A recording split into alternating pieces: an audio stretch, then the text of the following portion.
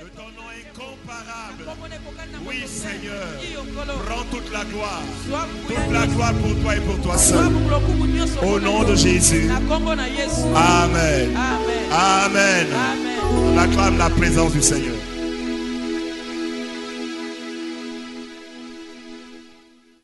J'ai envie de réfléchir avec vous sur un passage des Écritures. Dans 1 Roi au chapitre 18, c'est un texte que tout le monde connaît. C'est une histoire que tout le monde apprécie. C'est une histoire captivante. Et quand nous lisons cette histoire, nous voyons la grandeur de Dieu. Nous voyons la puissance de Dieu. Et nous aimerions être des acteurs dans cette histoire-là. Je crois que chaque enfant de Dieu aspire à voir Dieu agir d'une manière puissante.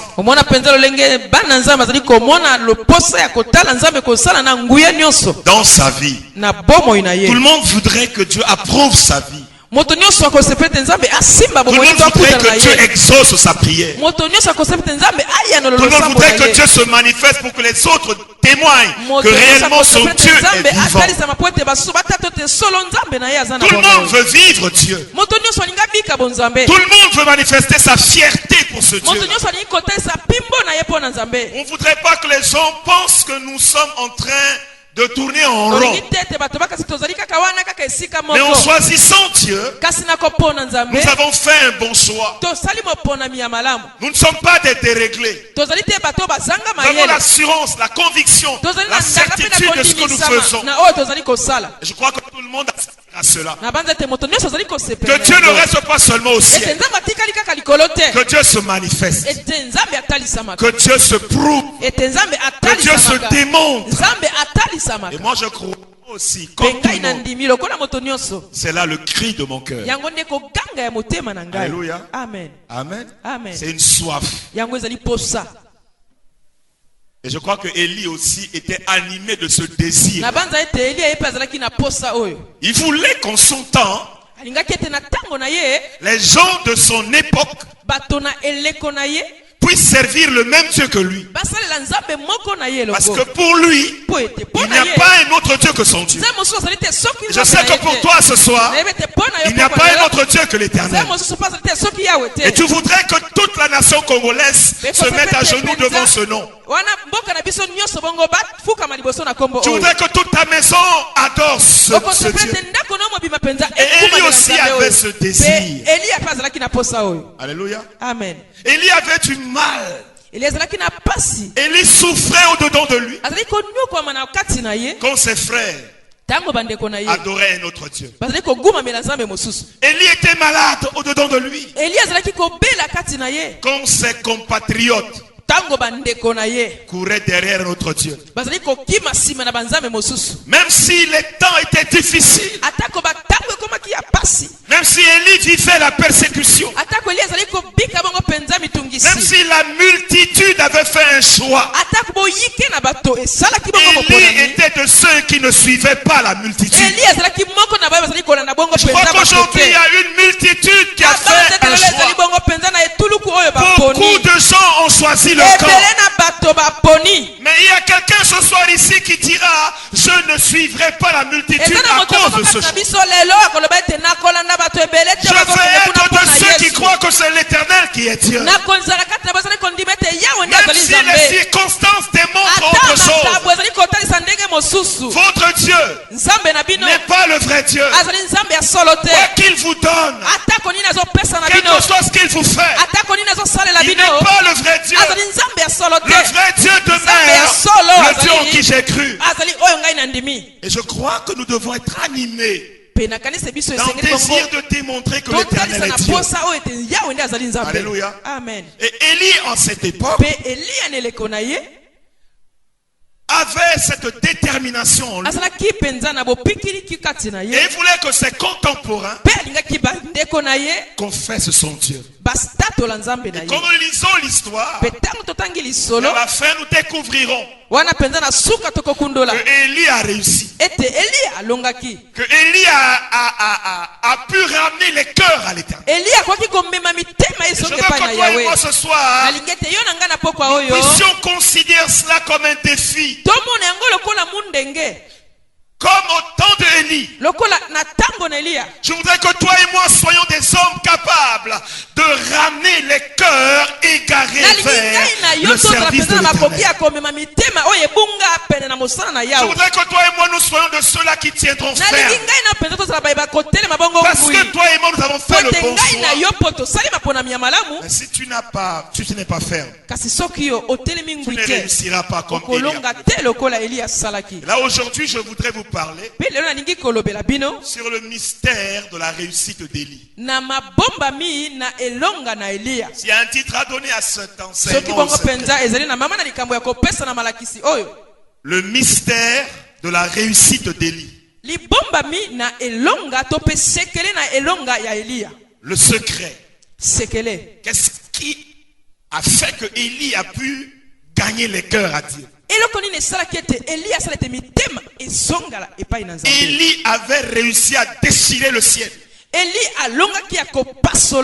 Et devant tout le monde, le feu est descendu. Comment avait-il pu faire? Y a-t-il un secret à cela? C'est cela que je voudrais que nous examinions ce texte. Et que lit après lit, nous découvrons le secret ou le mystère de sa réussite. L'histoire est très longue. Mais je voudrais commencer à partir du verset 29. Le frère va nous lire à partir du verset 29. 1 Roi au chapitre 18. Nous lirons à partir du verset 29 en descendant.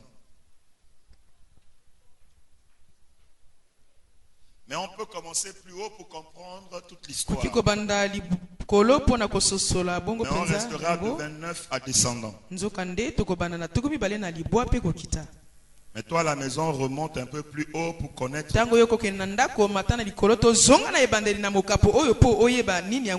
18 à partir du verset 19.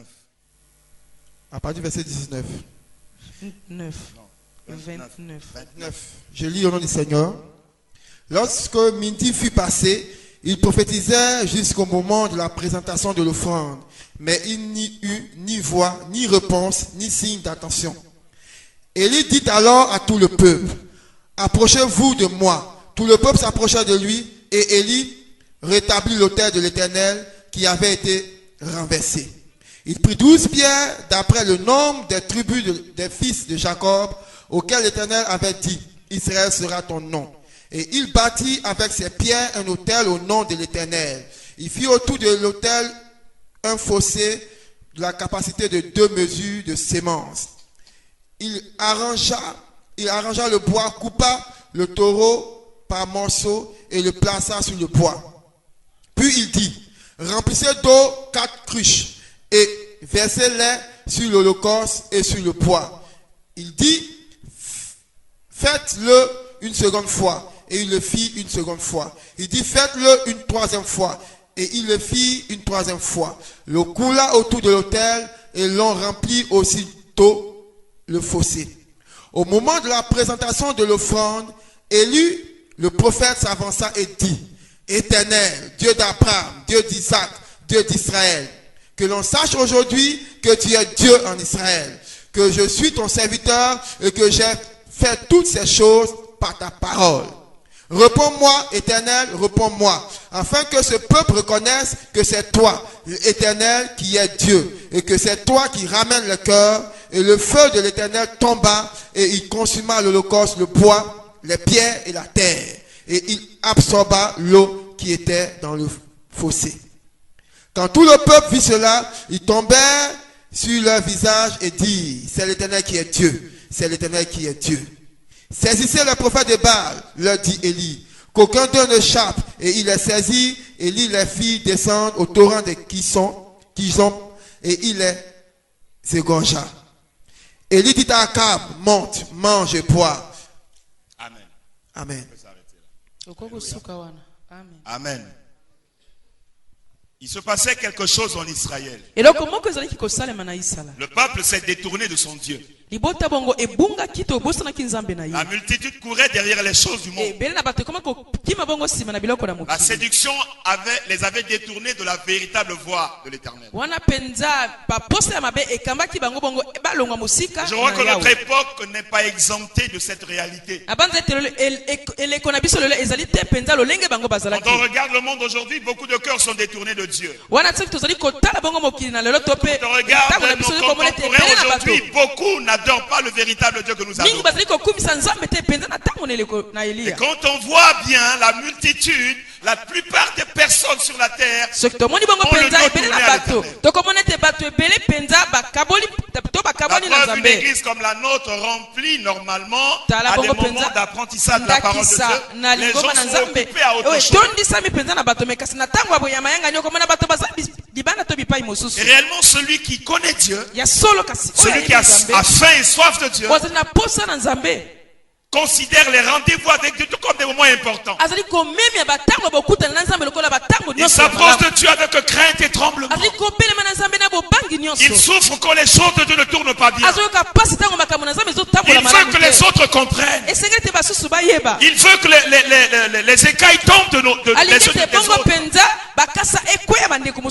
Quand nous voyons l'argent détourner les hommes aujourd'hui, quand nous voyons la richesse détourner les hommes aujourd'hui, quand nous voyons les sectes détourner les hommes aujourd'hui, celui qui a l'esprit de Dieu pleure, celui qui a l'esprit de Dieu souffre, et il voudrait que les gens comprennent qu'ils se sont trompés et que le meilleur endroit où ils puissent être, c'est dans la maison de Dieu.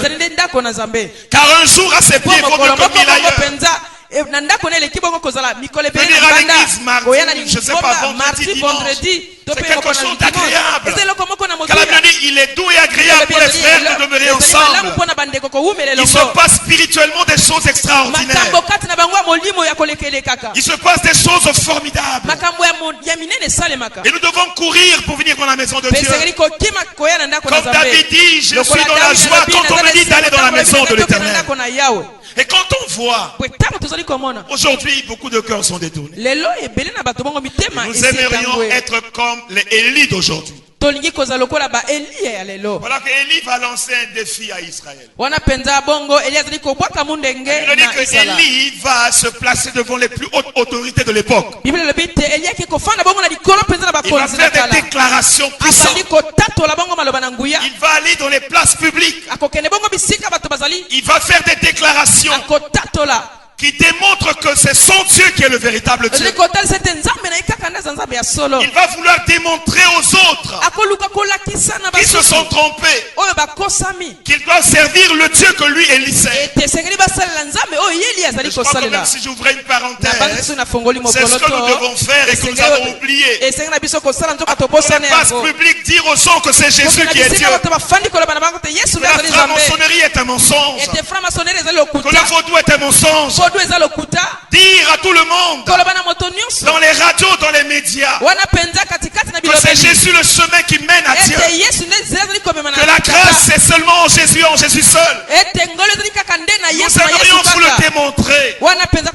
Les gens entendront notre message. Dans les croisements, dans les carrefours, dans les marchés, dans les lieux de travail. Et ils vont vouloir vérifier si le Dieu que nous servons ici, c'est véritablement le véritable Dieu. Et quand les gens viennent, il faut qu'ils voient. Parce que les gens étaient venus voir le Dieu de Élie. Et Dieu a confirmé la parole de son serviteur. J'aimerais que quand des gens viennent, que notre parole soit confirmée. Que dans cette salle, Jésus n'est plus dans le tombeau, qu'il est ressuscité, qu'il est vivant. Et ça c'est la vérité. Son esprit est un pouvoir qui délivre des chaînes du pouvoir maléfique. Nous devons aspirer à cela. Et il n'y a que à ce titre là que les gens, comme nous l'avons lu, face contre terre, eux qui étaient remplis de doutes, eux qui étaient rebelles à Dieu, eux qui étaient étrangers étrangers aux choses de Dieu. La Bible dit, le Dieu d'Élie a confirmé la parole de sa bouche. Ils sont tombés à genoux, face contre terre, et comme un seul homme, ils ont déclaré que c'est l'Éternel qui est Dieu. C'est l'Éternel qui est Dieu. C'était comme une révélation. Ce n'est pas la faute de ces gens qui se sont détournés de Dieu. Ces gens ne viendront, les témoins iront que Jésus est Dieu. Si toi et moi lançons le défi et soyons capables de démontrer que Jésus est Dieu, et eux ils feront et ils croiront. C'est cela l'église de réveil. L'église où des signes se manifestent. La Bible dit, voici les signes qui accompagneront ceux qui auront cru. En mon nom, les démons doivent être chassés. En mon nom, ils imposeront les mains aux malades. Et les malades seront guéris. En mon nom, ils parleront de nouvelles langues. C'est la manifestation des choses spirituelles. Ces choses doivent exister au milieu de nous en tout temps. Et les gens se mettront à genoux. Parce que dans ce lieu, il y a quelque chose qui se passe. Quand nous sommes là, c'est comme si le ciel est ouvert. Une onction descend. La personne est touchée au-dedans de lui. Il sort. Il n'a plus de mots. Le Dieu qui est dans cette salle est le véritable Dieu. Le Dieu que ces hommes adorent, c'est le véritable Dieu. Je veux que nous aspirions à cela. Amen. Je ne sais pas si je finirai, mais c'est tellement long. Quand je commence, si je ne finis pas, je finirai une autre fois. Il a lancé donc ce défi. Nous revenons à ce texte.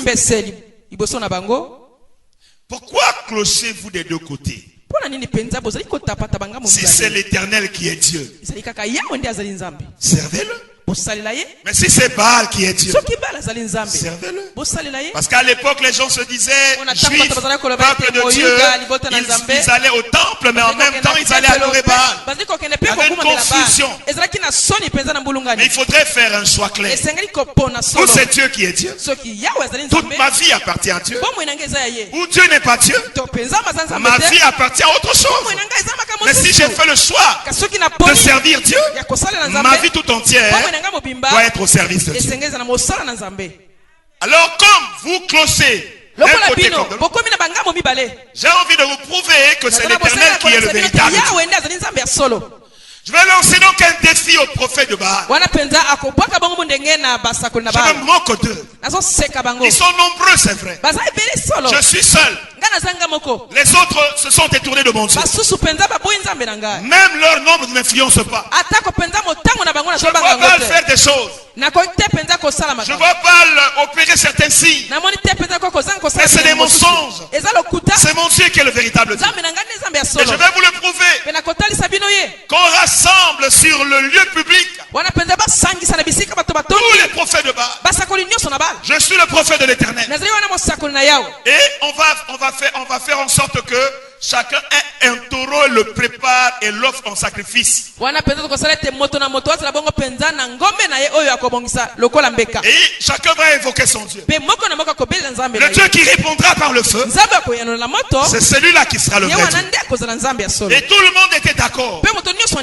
Et Élie dit au prophète de Baal, prenez pour vous un taureau, préparez-le et ne mettez pas le feu. Invoquez Baal. C'est Baal qui doit envoyer le feu du ciel. S'il répond par le feu et que votre sacrifice est consumé par le feu, alors même moi, Élie, je l'adorerai. Mais s'il ne répond pas, vous me donnerez l'occasion de préparer également mon taureau. Je ne mettrai pas le feu. Je l'invoquerai. Et aux yeux de tout le monde, le ciel se déchira. Et le feu descendra du ciel. Et si c'est le feu de mon Dieu qui descend, comprenez que c'est mon Dieu qui est le véritable Dieu. Tout le monde était d'accord. C'est un défi vraiment qui attirait tout le monde. Et encore, ce qui était encore plus marrant, c'est que le prophète Élie est allé provoquer les prophètes de Baal sur leur propre terrain. Parce que l'une des caractéristiques de Baal, c'est qu'il travaille avec le feu. Tout le monde sait dans Israël que le Dieu qu'on appelle Baal se manifeste souvent par le feu ou par la foudre. Mais Élie va leur dire, si votre Dieu répond par le feu, alors il est le vrai Dieu. C'est comme un exercice facile. Les prophètes de Baal étaient heureux. Mais ils se disaient, mais d'où sort celui-là? Notre Dieu se manifeste souvent par le feu ici. Mais c'est un petit jeu. Mais il va voir. Et la Bible dit que Élie leur a dit, commencez le premier. Et ils ont commencé. Ils ont préparé leur taureau. Ils l'ont découpé en morceaux. Ils l'ont placé sur l'autel. La Bible dit, depuis le matin jusqu'à midi, ils ont commencé à invoquer Baal. Ils ont commencé à crier vers Baal. Ils ont commencé à demander à Baal d'envoyer le feu.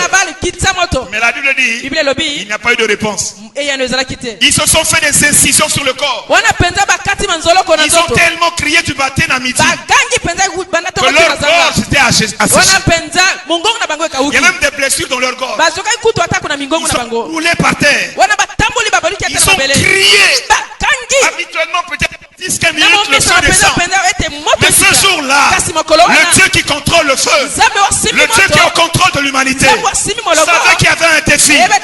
Baal est un Dieu en dessous de notre Dieu. Il ne pouvait pas répondre. Il ne pouvait pas réagir. Le feu de Baal a disparu. Pas de réponse. Jusqu'à midi, la Bible dit que le prophète Élie est allé vers les prophètes de Baal en se moquant d'eux. Il leur disait, peut-être que votre Dieu a voyagé. Criez encore plus fort. Vous avez crié depuis, il ne vient pas. Peut-être qu'il dort. Criez plus fort pour qu'il entende. Peut-être qu'il se repose. Oh, le prophète Élie était capable, avec assurance, avec fierté, de se moquer des gens qui se disaient adorateurs d'un Dieu vivant. Je veux être de ceux qui se moquent de cela aujourd'hui. Quelle que soit leur croyance, quelle que soit leur foi, quelle que soit par mes yeux, je me moquerai d'eux. Je leur dirai ceci: votre Dieu n'est pas est mort. Votre Dieu est dans le tombeau. Votre Dieu est une idole. Mais mon Dieu a vaincu le tombeau. Mon Dieu est ressuscité entre les morts. Mon Dieu revient bientôt. Il est au contrôle de tout. Mon Dieu est le véritable Dieu. Alléluia. Amen. Il se moquait d'eux. Je veux qu'au sortir de cette salle, tu vas te moquer des sorciers. Tu vas te moquer des francs-maçons. Tu vas te moquer des gens qui adorent dans une autre religion. Sois fier de ce que tu es et du choix que tu as accompli. Alléluia. Amen. Et il n'y a pas eu de réponse jusqu'à midi. Et Élie s'est moqué d'eux jusqu'à une certaine heure.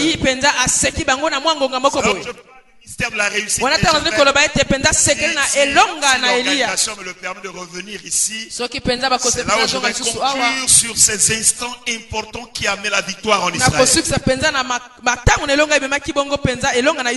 Mais je vous donne le goût aujourd'hui et la suite vous le verrez plus tard. Comme vous entendrez que non, c'est moi qui interviens, bon, venez pour la suite de cette enseignement. Si vous ne venez pas, vous serez perdu. Alléluia.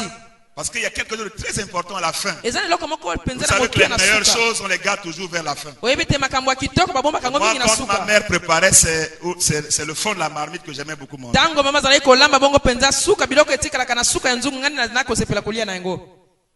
Y a-t-il quelqu'un qui compte rater la suite de cet enseignement? Alléluia. Bien donc, Élie se moquait d'eux. Et puis voilà. Il attend une certaine heure. Verset 29 dit, à l'heure de la présentation de l'offrande,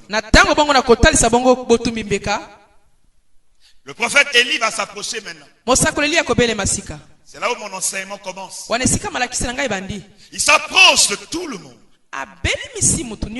Je voudrais que tu gardes cette phrase pas à n'importe quelle heure de la journée. C'est là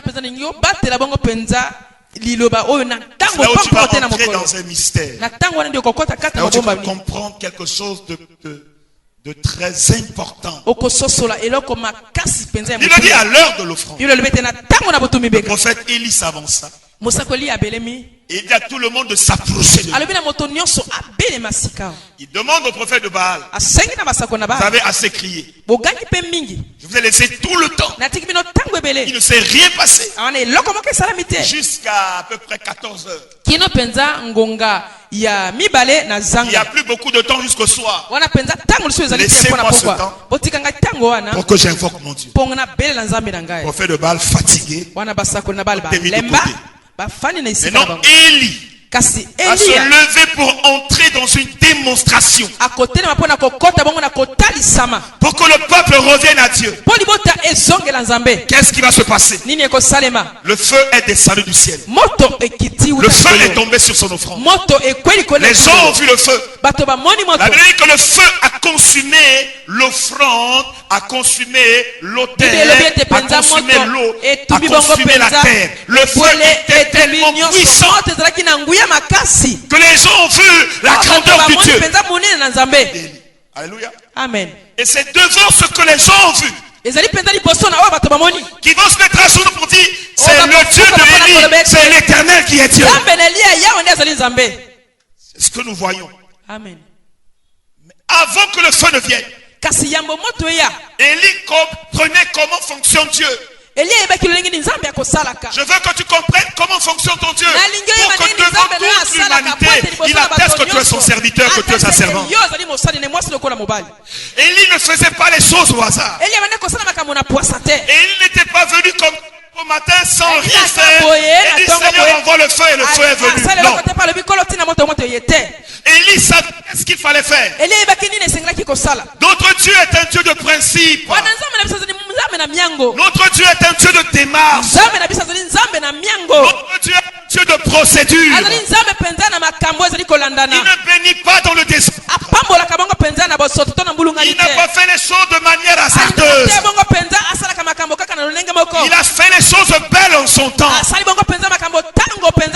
est un Dieu qui connaît que le matin doit venir avant midi. Et c'est après que le soir va venir. Il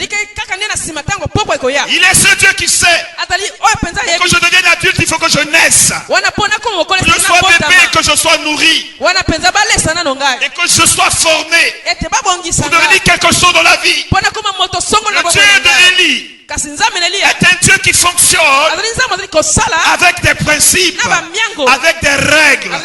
Si toi tu es ignorant des règles du fonctionnement de ton Dieu, si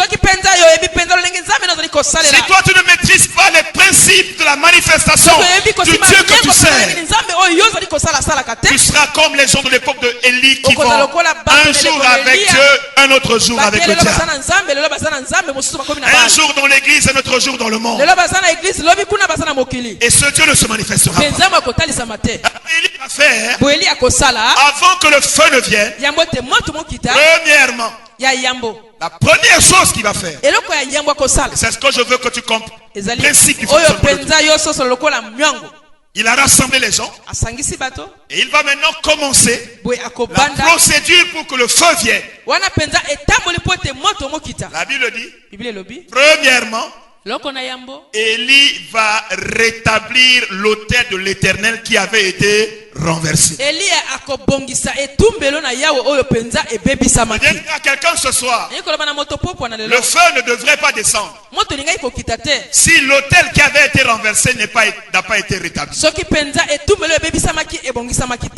que le Dieu d'Élie réponde par le feu, il fallait premièrement que Élie rétablisse l'autel qu'on avait renversé. Je viens te dire ce soir, ton Dieu est prêt. Il va démontrer devant tes parents devant tes amis, devant tes contemporains, que le Dieu que tu sers, il est le véritable Dieu.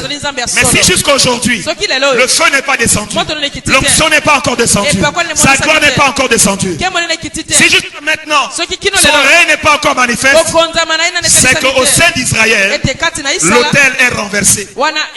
Et il faut d'abord le rétablir. Qu'est-ce que c'est que l'autel? L'autel, c'est un lieu à l'époque en Israël où on fait les sacrifices. Alléluia. Amen.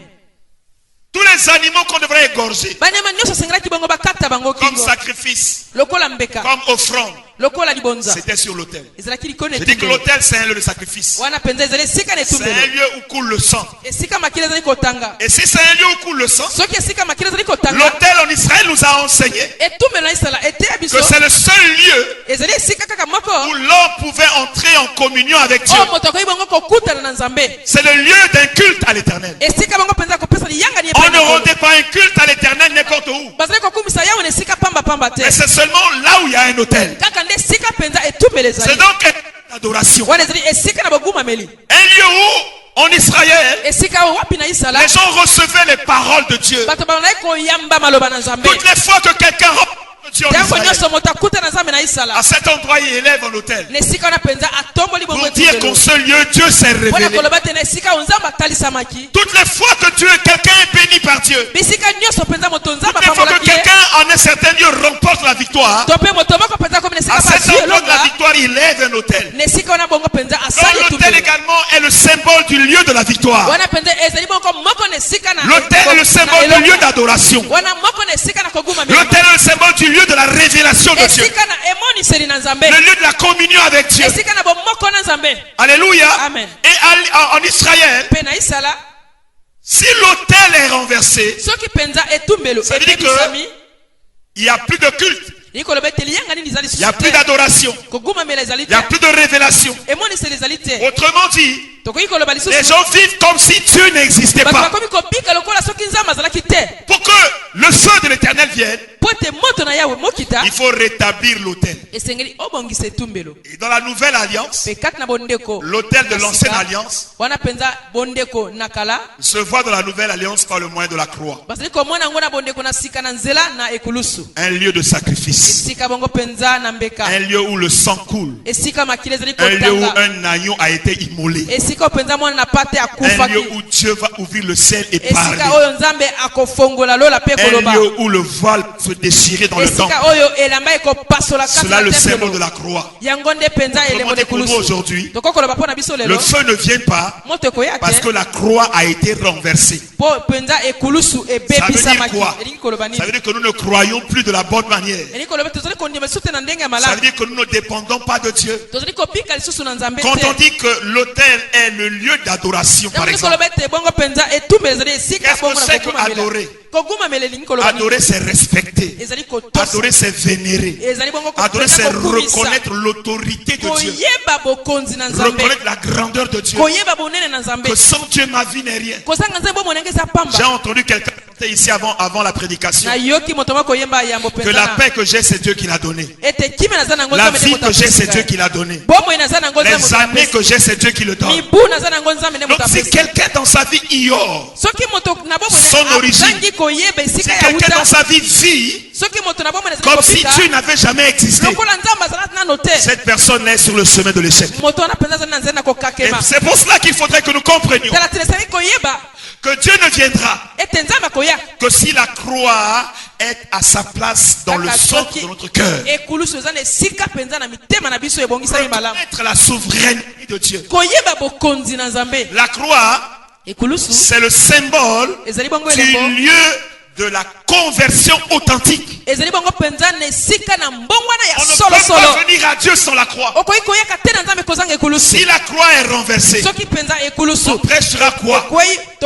Viens à l'église et tu auras de l'argent. Viens à l'église et tu auras un immeuble. Viens à l'église et tu auras une voiture. Sans prêcher la croix. Nous sommes une église qui n'est pas loin d'égaler les sectes. Parce que dans les églises, pour les groupements religieux où Dieu, le véritable, n'y est pas, ces choses-là existent aussi. Même je prends mes amis, je ne sais pas si c'est les Waros, qu'ils m'excusent, je n'ai rien contre eux. Mais tu vas dans l'islam, tu n'as pas besoin de Jésus pour avoir beaucoup d'argent. Tu n'as pas besoin de Jésus pour avoir une villa. Tu n'as pas besoin de Jésus pour voyager dans le monde. Le Dieu de l'islam leur donne toutes ces choses-là. Est-ce que c'est ainsi qu'ils attestent qu'ils ont le vrai Dieu? Non, c'est une séduction. C'est un mensonge. Est-ce que vous croyez ce que je dis? La véritable conversion commence par la révélation de la croix. Où quelqu'un est venu s'offrir en sacrifice pour nous à la croix. Tu le vois, lui sans péché, il porte sur lui tous les péchés de l'humanité. Des choses pour réaliser que toi, avec tout ce que tu étais en train d'aller en enfer pour l'éternité. Et tu t'arrêtes pour dire Jésus, sauve-moi. Jusqu'au point de faire une déclaration comme Paul, je considère toutes choses comme de la boue à cause de l'excellence de la connaissance du Fils de Dieu. Parce que j'ai la révélation de Jésus. Parce que je sais pourquoi il est mort à la croix. Parce que je suis au pied de la croix. Le ciel s'est déchiré. Une voix s'est retentie. Au pied de la croix, je vois un homme différent des autres hommes. Quand il mourait à la croix, en plein midi, les ténèbres ont envahi la terre. Il est en train de livrer bataille. Tous les démons sont dressés contre lui. Et je vois à la croix qu'il a fait une déclaration. Père, tout est accompli. Et à ce moment-là, les chaînes de la maladie sont tombées. Les démons sont vaincus. Les puissances, les dominations, les autorités, tout ça a été mis sous ses pieds. Et quand je le vois, je me vois dans cette victoire. Ma paix, ma joie, mon bonheur, mon succès, c'est dans l'œuvre que cet homme a accompli. Ce n'est pas dans mes efforts. Ce n'est pas parce que je prie beaucoup. Ce n'est pas parce que j'ai beaucoup jeûné. Mais un homme a pris ma place. Un homme a porté ma malédiction. Un homme a souffert à cause de moi. Et quand j'ai la révélation de ça, et c'est ce que l'église doit prêcher dans les marchés, partout mon frère, au centre de l'église, la révélation de la croix. Les mains clouées, les pieds cloués, le côté percé, son corps meurtri, son corps lacéré. Il y avait un pouvoir dans l'œuvre que Jésus a commencé pour nous à la croix. Je dis qu'il y a de l'autorité dans ce que Jésus a accompli. Et tu vois devant cette révélation que ta vie là ne te dit rien. Tu viens tout donner à Dieu. Et la multitude de ceux qui avaient cru n'étaient qu'un cœur. À cause de la révélation de Jésus, ils vendaient leur sang, ils apportaient à Dieu. À cause de la connaissance de Jésus, ils vendaient tout ce qu'ils avaient. Même leur propre vie. Ils offraient un sacrifice pour ce Dieu-là. Ils n'avaient rien pour eux-mêmes. Et c'est ça la conversion authentique. Et je viens dire, la croix, plutôt l'autel en Israël avait été renversé. Et pour nous aujourd'hui, l'autel c'est le symbole de la croix. C'est-à-dire de la conversion véritable. Aujourd'hui cette croix est renversée. Ou cette croix est prêchée de la mauvaise manière. Ça fait que les gens ne comprennent pas. Les gens ne savent pas l'origine de leur salut. Les gens ne savent pas l'origine de leur relation avec Dieu. J'ai dit dans l'ancienne alliance, quand quelqu'un élève un autel, à cet endroit, l'histoire démontre qu'un homme a rencontré Dieu. Et la croix, c'est le symbole du lieu où je entre en communion avec Dieu. J'entre dans la relation avec Dieu. J'entre dans la révélation de Dieu. Si je ne passe pas par la croix, je ne suis pas en communion avec Dieu. Je n'ai pas la révélation de Dieu. Je ne peux donc pas être soumis à Dieu. Parce que quand je vois la croix, si la croix est rétablie, si la croix a sa place dans mon cœur, chaque jour je pleure de reconnaissance. C'est le symbole d'adoration. Chaque jour je pleure de joie. J'étais perdu, mais il m'a sauvé. Je ne peux manquer de venir dans sa présence. Je ne peux manquer de venir lui rendre un culte. Je lui serai reconnaissant toute ma vie. Parce qu'il m'a délivré de la mort. Parce qu'il m'a délivré du pouvoir du péché. Sans lui, le péché me conduisait en enfer. Oui, qu'est-ce que je suis?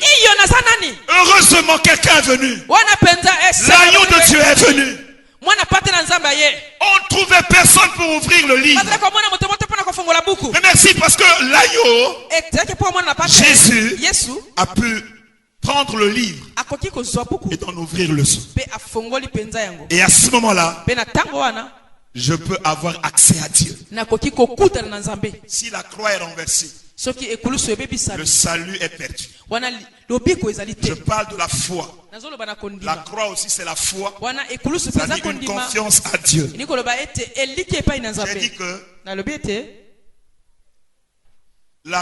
l'autel qui avait été renversé, c'est le symbole de la croix. La croix est un lieu de culte. Ici que j'ai pas vu, mais j'ai beaucoup voyagé. Dans la plupart des endroits où je me suis rendu, ce qui atteste ou qui prouve que cet endroit appartient à Jésus, c'est le symbole de la croix. Alléluia. Quand il y a la croix, ça veut dire que cet homme connaît Dieu. C'est donc le symbole d'un lieu où on pouvait entrer en communion avec Dieu. C'est le lieu où il y a la révélation de Dieu, ou la connaissance de sa volonté. Alléluia. Amen. Et c'est pour cela qu'en retour, je me dois d'aimer Dieu.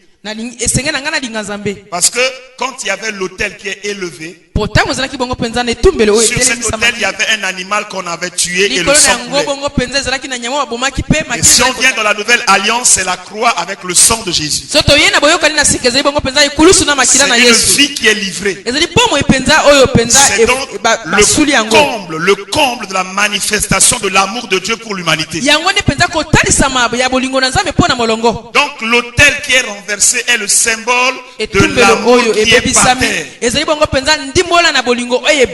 S'il n'y a pas la croix dans l'église, l'amour n'existe pas.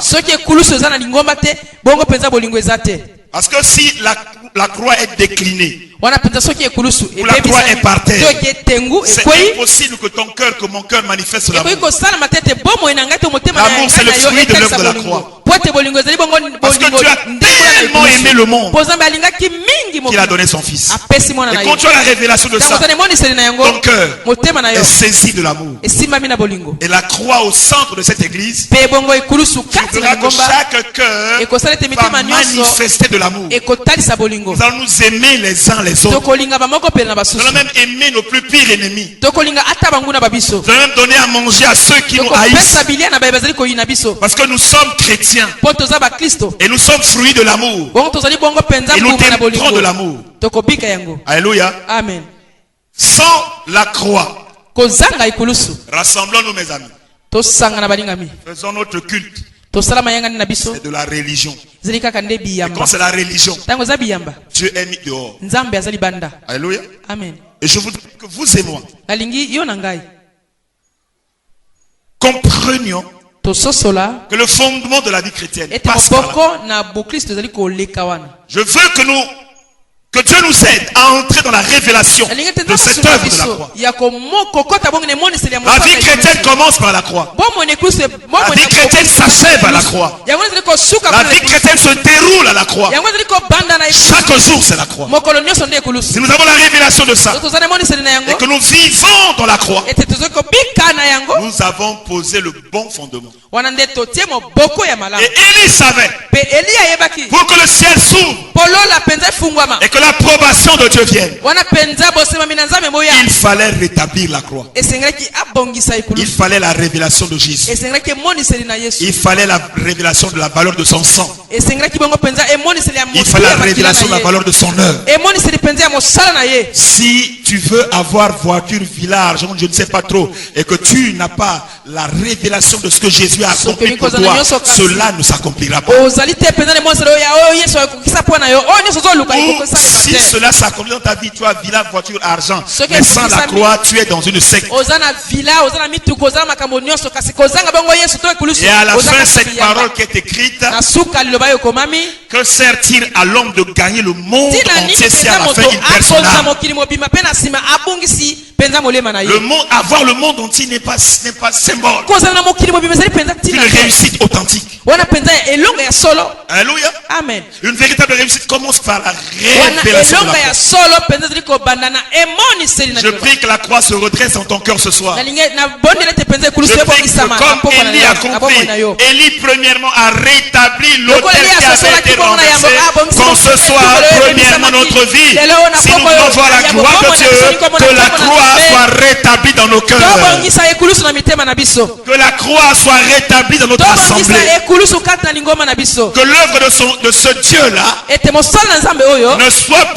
ne soit pas méprisée. Et qu'on pense pas qu'on puisse réussir sans la croix. C'est impossible.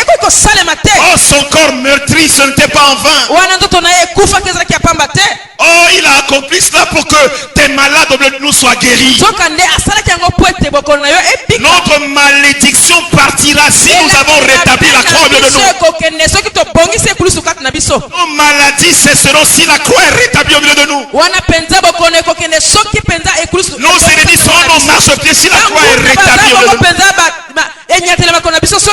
Élie a rétabli l'autel de l'Éternel qui avait été renversé. Alléluia. Amen. Quand maintenant quelqu'un comprend qu'il faut rétablir la croix. Quand quelqu'un comprend que sans la croix, il ne peut entrer en communion avec Dieu. L'étape suivante, c'est quelque chose de normal. La Bible dit, Élie rétablit l'autel de l'Éternel qui avait été renversé. La suite dit quoi? Deuxièmement, il va rétablir l'autel en prenant 12 pierres, symbole des 12 tribus d'Israël. L'autel ne peut pas se rétablir avec 7 pierres. Quand Dieu a dit, il a pris 12 pierres. Cela est significatif. Cela est instructif. Il n'a pas rétabli l'autel avec 5 pierres. Il n'a pas rétabli l'autel avec 10 pierres.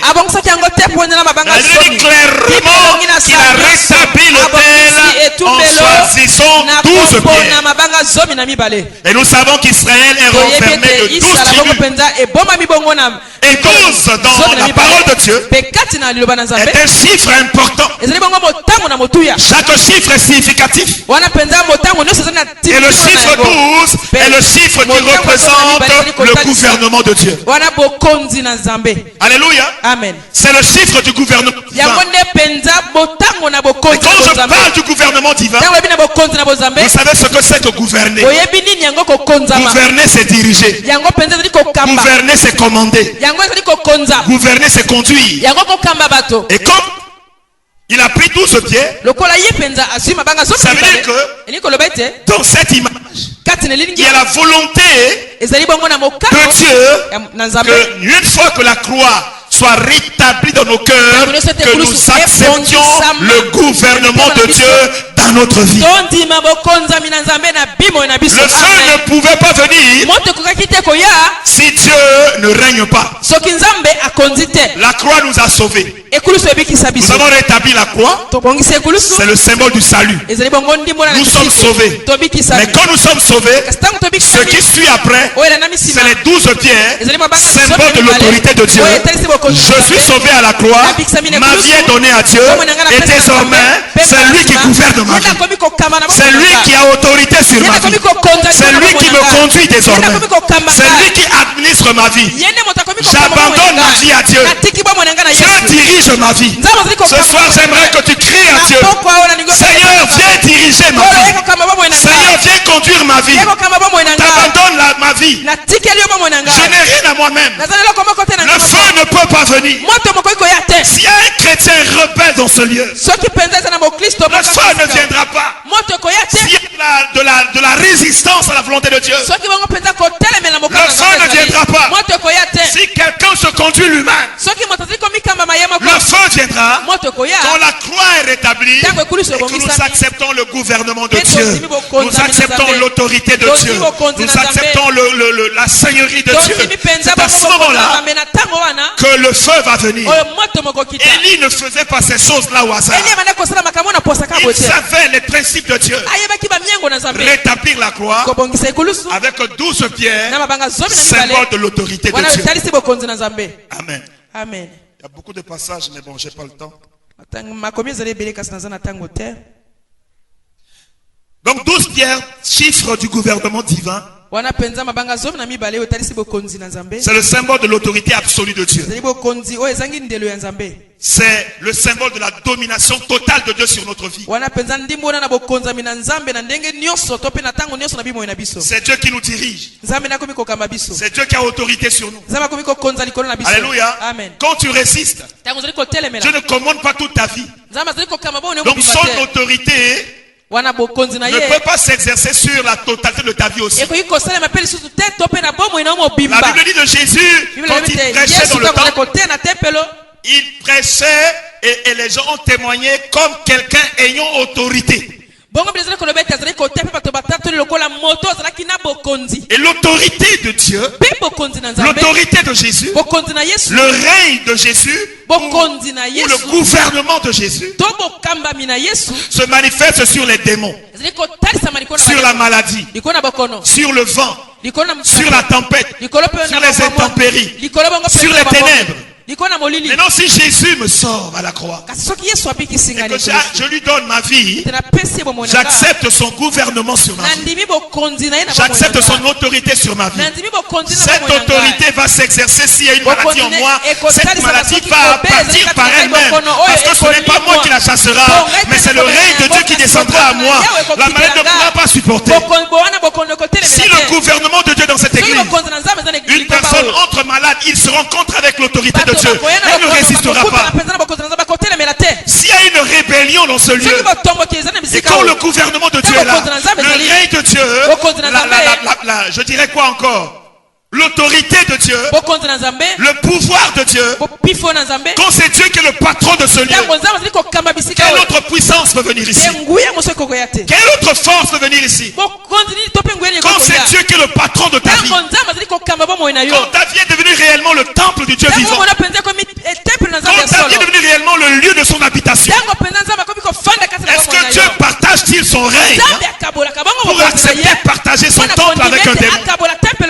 C'est pour cela que le véritable enfant de Dieu qui a rétabli la croix dans son cœur, qui croit de la bonne manière, et que Jésus commande à autorité lui aussi sur la maladie, sur les démons, sur la tempête, sur les mauvaises choses, parce que l'autorité de Dieu s'exerce à partir de ta personne. C'est comme cela que vous allez voir certaines personnes ordonnées et les choses se réalisent. Vous allez voir certaines personnes faire des déclarations et les choses se réalisent. C'est à partir du pouvoir, de l'autorité et du gouvernement de Dieu dans leur vie. Si toi tu parles, rien ne se passe. Examine-toi toi-même. Est-ce que Dieu gouverne-t-il ta vie? Est-ce que Dieu a autorité pleinement sur ta vie? S'il y a des choses qui résistent, c'est des barrières. Il y a des choses qui Et répands-toi. Reviens au pied de la croix. Réclame le sang de Jésus. Et abandonne ta vie à Dieu. Quand tu te lèveras de là, tu verras que les choses seront soumises à la volonté de Dieu qui veut que tu sois la tête et non pas la queue. C'est cela la volonté de Dieu. Alléluia. Amen. Nous, j'ai dit ici, comme je l'ai déjà dit, nous triomphons par Dieu. Nous avons la victoire par Dieu. Nous avons la paix par Dieu. Nous avons toutes choses par Dieu. Et nous pouvons recevoir toutes ces choses-là, que c'est réellement la croix est rétablie. Cette croix d'être rétablie avec les 12 pierres. C'est-à-dire que nous avons accepté que désormais notre vie ne nous appartient plus.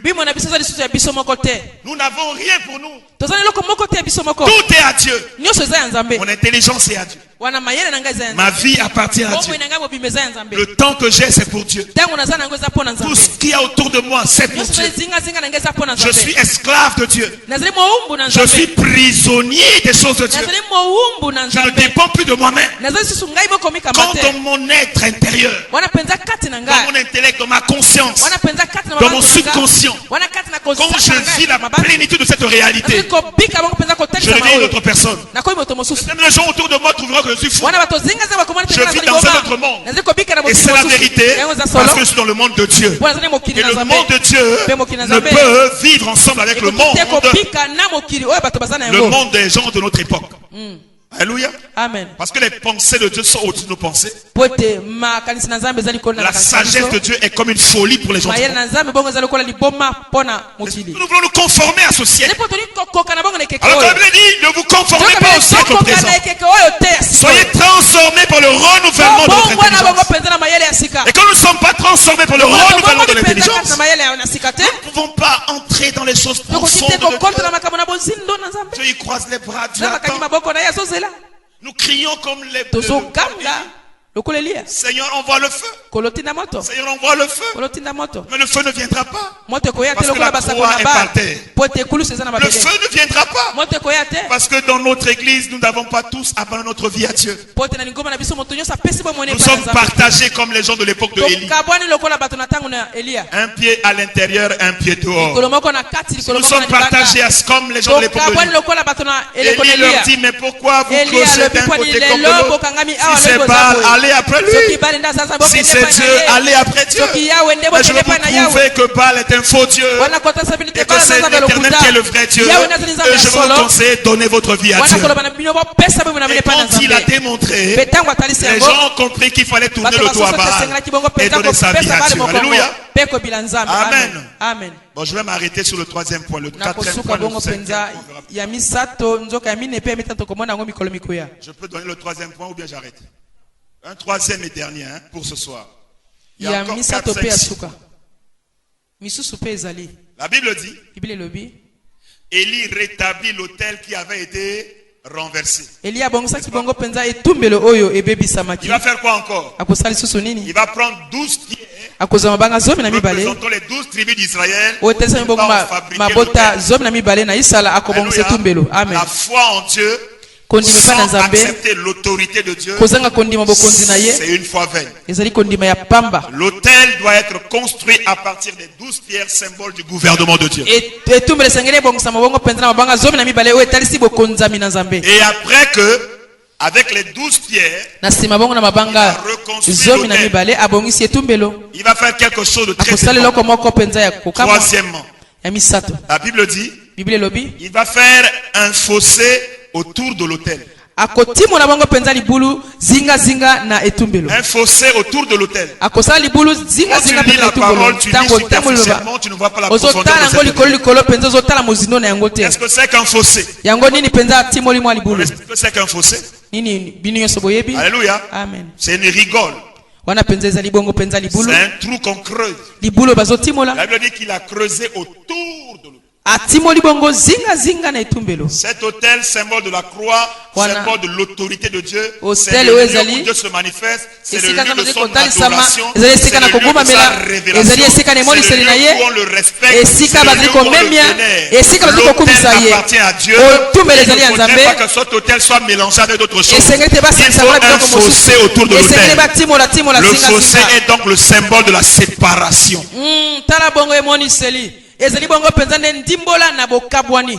S'il n'y avait pas le fossé, le feu ne devrait pas descendre. Non seulement Élie rétablit l'autel avec 12 pierres, mais il va faire un fossé autour de l'autel. Et cela enseigne pour toi et moi aujourd'hui une vie de séparation. Quand je crois, Dieu gouverne ma vie.